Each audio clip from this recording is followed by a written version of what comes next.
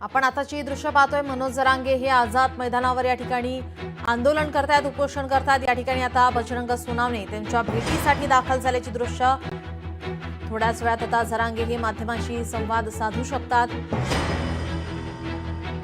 आताची आपण ही दृश्य पाहतोय। मनोज जरांगे आझाद मैदानावर उपोषणाला बसलेले असताना आता खासदार बजरंग सोनावणे त्यांच्या भेटीसाठी दाखल झालेले आहेत। मराठा आरक्षणाचं वादळ मुंबईमध्ये धडकलेलं आहे। जरांगे यांच्या सोबत या ठिकाणी हजारो मराठा बांधव या ठिकाणी दाखल झालेले आहेत। सीएसएमटीवर सुद्धा या ठिकाणी गर्दी पाहायला मिळते, वाहतूक कोंडी झालेली आहे।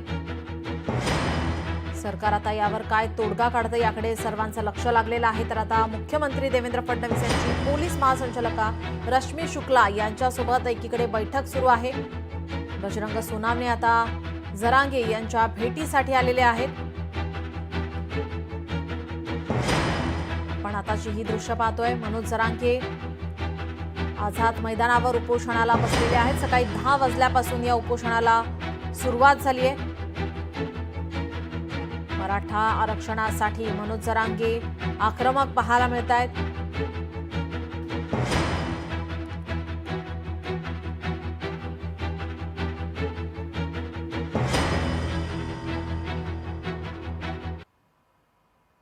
दबाव तंत्राचा वापर करून मुंबई बंद पाडण्याचा घाट घातला जातोय। जरांगेंच्या आंदोलनावरून मृणाल ढोले पाटलांनी आरोप केला आहे। ओबीसी आरक्षणामधून मराठा समाजाला आरक्षण देऊ नये असं आता मृणाल ढोले पाटील यांनी म्हटलंय। मृणाल ढोले पाटील यांनी जरांगे यांच्या आंदोलनावरती आता आरोप केलेला आहे। दबाव तंत्राचा वापर करून मुंबई बंद पाडण्याचा हा घाट घातला जातोय। मराठा आरक्षणाच्या मागणीच्या नावाखाली मनोज जरांगे हे दबाव तंत्राचा वापर करून मुंबई बंद पाडण्याचा घाट घातला आहे असा आरोप ओबीसी नेत्या आणि ओबीसी आरक्षणाच्या अभ्यासक मृणाल ढोले पाटील यांनी केलाय। जरांगेंच्या कुठल्याही दबावाला सरकारने बळी पडू नये आणि ओबीसीच्या आरक्षणामधून मराठा समाजाला आरक्षण देऊ नये असं मृणाल ढोले पाटील यांनी म्हटलंय। त्यांच्यासोबत बातचीत केली आमचे प्रतिनिधी चंद्रशेखर भांगे यांनी।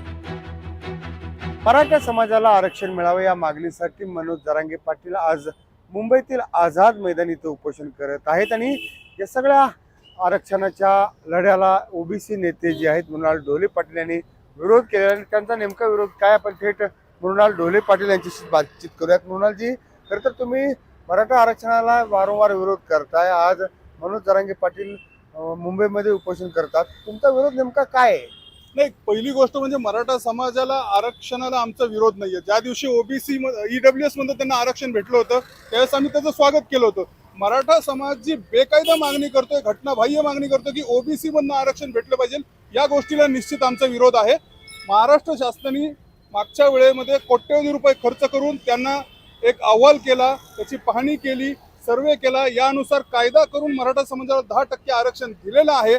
आता जी मागणी आहे मनोज जरांगेंची ती मुळात बेकायदा आहे, ती घटनाबाह्य आहे। आमचं सरकारला एक म्हणणं आहे की त्यांची जी शक्ती ते मुंबईमध्ये दाखवतात, मुंबई बंद पाडण्याचा जो घात घातला जातोय, या कुठल्याही दबावाला सरकारने बळी पडू नये आणि ओबीसीचं कुठलंही नुकसान या दबावाखाली त्यांनी करू नये। सरकारचं जे घटनात्मक कायदेशीर काम आहे ते सरकारने करावं, ओबीसीच्या हिताचं संरक्षण करावं। नेते उद्या पुण्यामध्ये एक बैठक जी आहे ती घेणार आहेत आणि एकंदरीत मनोज जरांगे पाटील जे आरक्षण ओबीसी मधून मागत आहेत त्यांना आमचा कायम विरोध आहे असं या ठिकाणी मृणाल ढोले पाटील यांनी सांगितलेलं आहे। लोकशाहीसाठी चंद्रशेखर भांगे, पुणे। मराठा समाजाला मराठा आरक्षणाच्या मागणीसाठी मराठा आंदोलक मनोज जरांगे पाटील मुंबईमध्ये दाखल झालेले आहेत। आपण ही दोन दृश्य पाहतोय। या ठिकाणी बजरंग सोनावणे त्यांच्या भेटीसाठी, तर दुसरीकडे आपण ही सीएसएमटी मधील दृश्य पाहतोय। मोठ्या संख्येने मराठा बांधव मुंबईमध्ये दाखल झालेले आहेत। रस्ते वाहतुकीवर याचा परिणाम। लोकशाही मराठीवरील आपण ही दृश्य बजरंग सोनावणे आपण पाहतोय जरांगे यांच्या भेटीसाठी, तर सीएसएमटी रेल्वे स्थानकावर सुद्धा आता गर्दी झालेली पाहायला मिळते। रस्ते वाहतुकीवरती परिणाम झालेला पाहायला मिळतोय, वाहतूक कोंडी झालेली आहे। मराठा समाजाला ओबीसीतून आरक्षण मिळावे यासह इतर मागण्यांसाठी मनोज जरांगे पाटील मुंबईमध्ये दाखल झालेत। जरांगे पाटील यांना एका दिवसाच्या आंदोलनाची परवानगी देण्यात आलेली आहे। मुख्यमंत्री देवेंद्र फडणवीस यांची आता पोलीस महासंचालक रश्मी शुक्ला यांच्यासोबत बैठक सुरू आहे। या बैठकीतून आता काय तोडगा काढला जातो, काय भूमिका घेतली जाते याकडे आता लक्ष लागलेलं आहे। आताच्या आपण दृश्य पाहतोय बजरंग सोनवणे जरांगे यांच्या भेटीसाठी आपले प्रतिनिधी उमेश करंजकर आपल्यासोबत जोडलेत। उमेश, एकीकडे आपण पाहतोय बजरंग सोनवणे हे जरांगे यांच्या भेटीसाठी आलेले आहेत। याचा आपण पाहतोय आता रस्ते वाहतुकीवरती आणि रेल्वे वाहतुकीवरती सुद्धा परिणाम झालेला आहे। मोठ्या संख्येने मराठा बांधव या ठिकाणी मुंबईमध्ये दाखल झालेले आहेत। नक्कीच आपण सकाळपासून जर पाहिलं तर मोठ्या प्रमाणात मराठा समन्वयक असतील, मराठा आंदोलक असतील मुंबईत दाखल होत आहेत आणि त्याचा फटका जो आहे तो रस्ते वाहतूक आणि लोकल वाहतूकला पडलेला आपल्याला पाहायला मिळतो। सध्या जर आपण पाहिलं तर छत्रपती शिवाजी महाराज टर्मिनस इथे मोठ्या प्रमाणात जी मराठा आंदोलकांची गर्दी झालेली पाहायला मिळते।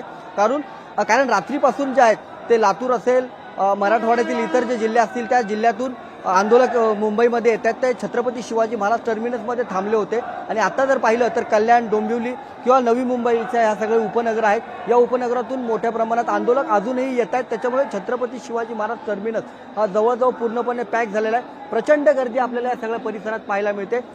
लोकलसाठी जे आहेत, जे सामान्य मुंबईकर आहेत ते दुपारच्या वेळेस किंवा सुट्टीच्या वेळेस आता ज्या बाहेर पडलेत त्याचा फटका जो तो पण आपल्याला इथं पाहायला मिळतोय। आणि आता सगळी जर परिस्थिती पाहिली तर छत्रपती शिवाजी महाराज टर्मिनसचं जे मुख्य तिकीट काउंटर आहे आणि जी सुरक्षा व्यवस्था त्या सगळ्या परिसरात असते तिथे प्रचंड गर्दी जी आहे त्या आंदोलकांची असलेला पाहायला मिळते आणि अजूनही आंदोलक येतात, घोषणाबाजी देत आहेत। रात्रीपासून जे आंदोलक थांबले ते अजूनही तिकडेच आहेत, कारण पाऊस पडल्यानंतर आजूबाजूला कुठेही आडोसा घेण्यासाठी अशी मोठी जागा नाही आहे। त्यामुळे पाऊस पडल्यानंतर आंदोलक जे आहेत ते छत्रपती शिवाजी महाराज टर्मिनसमध्ये येतात आणि तिथेच थांबतात।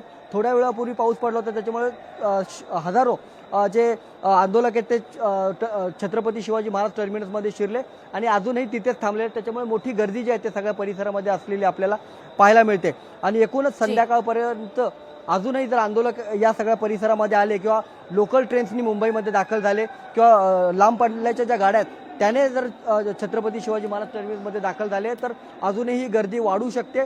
अजूनही लोक जे आंदोलक आहेत ते मुंबईमध्ये दाखल होतात आणि त्याचा प्रचंड ताण जो आहे तो रेल्वे अपडेट आम्ही घेतच राहू। तुर्तास धन्यवाद आपण दिलेल्या माहितीसाठी।